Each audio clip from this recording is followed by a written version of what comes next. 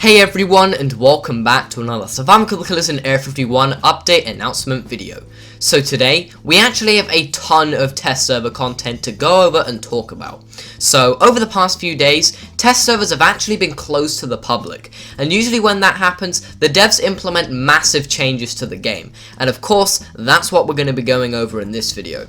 So the first new major update that we have is actually a new area, called the Alien Expansion, or at least that's how I refer it to as. This area can be explored where the alien UFO can previously be found in the main game, and for a really long time, people have been asking for a new expansion to the alien room, so I guess they finally got it. It's super easy to get lost in this location, as you might guess, so I'll be your guide for this video showing you everything there is to see in this new area. If you keep going straight from the alien room entrance, you'll reach a sort of hub area, with multiple doors leading to different rooms. Choosing the door on the right hand side will lead you to a computer-like area, where a paper is located at, but we'll read that in a bit. It's also where our first new killer Wendigo spawns. Wendigo attacks by ramming or headbutting players, which actually insta-kills. I guess it's nice that Slender isn't the only killer that can do 100 plus damage to the player now, but whatever. It seems that Wendigo will keep rushing at the player until they hit a wall, getting faster with each passing second, eventually leading to a cooldown, where they cannot use the ramming attack anymore. While the cooldown is taking place, they can perform a similar attack to that of Smile Dog, just swiping their claws at the player, which doesn't do that much damage. Moving past Wendigo from here actually takes us back to the Tailstall area. So if you want a quick and easy way of getting out of the reject center, I guess now you don't have to take the ladder back up to the robot lab. Speaking of the Tailstall area, there is a new vent connected to the sewer. Yeah, it's pretty minor, but it's a nice feature to have to get away from that location quickly. The Tailstall area is pretty dangerous. Moving along indoor chronological order, we have a room that's labelled as staff only, and you'll notice that it's missing an open button.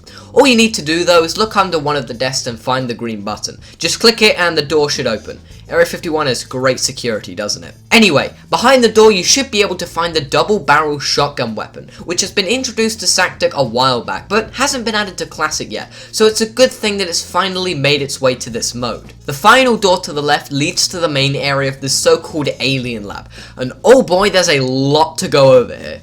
If you keep moving past both of the doors to your left, you'll find a laboratory, which is basically the main hub of this area, leading to even more doors.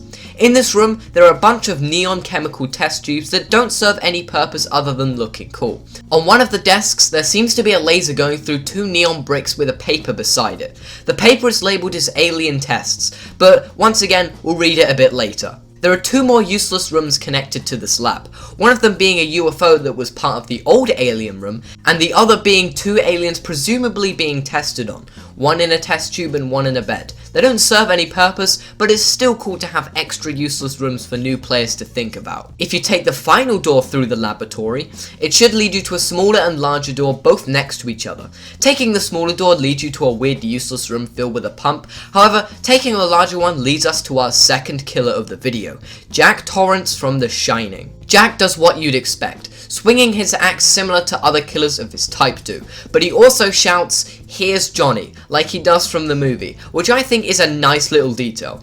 Don't worry, we'll get to the case files a bit later. The same area where Jack is found also leads to the P90 weapon. Similar to the DB shotgun, it has finally been added to Classic mode, rather than just staying in, Juggernaut or Endless. There is one final room to check out though. By heading into the room basically opposite where Jack spawns, you can find a vent which leads to a very small chamber boarded up with only one paper.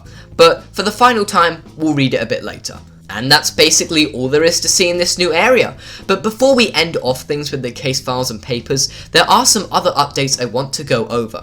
The AN94 has been added to Classic mode as well, replacing the Desert Eagle spawn previously, while the Desert Eagle has taken over the M1911 spawn.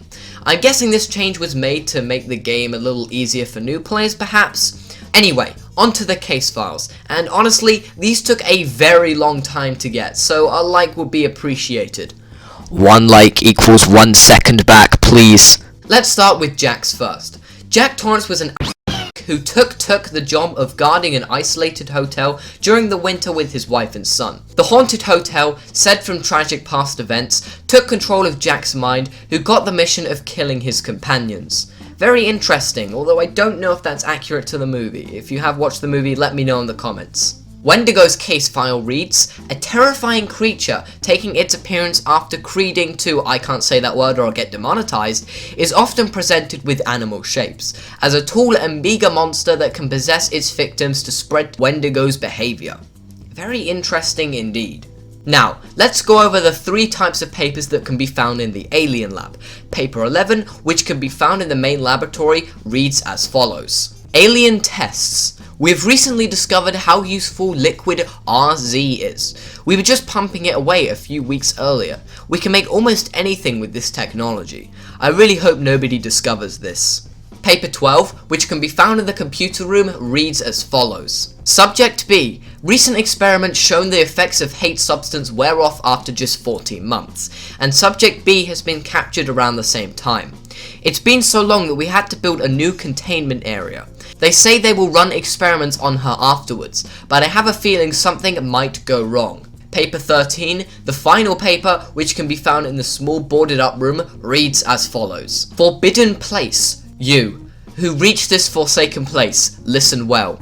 Do not attempt to open this. There is no key to this lock. No power exists that will break this seal. What lies within is not meant for mortal eyes. Very interesting notes indeed, but of course, I'm not a SAKTK theorist, so I probably don't know what any of this means. Once again, leave your theories in the comments. I always enjoy reading them.